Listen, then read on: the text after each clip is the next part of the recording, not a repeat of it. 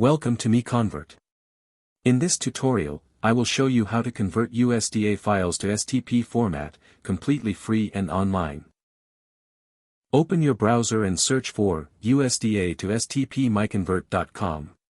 Click on the first result to go straight to the converter. You are now on the USDA to STP converter page. The interface is clean and easy to use. Let's upload a file. Click the Choose File button. A file picker will open. Select the USDA file you want to convert, then click Open.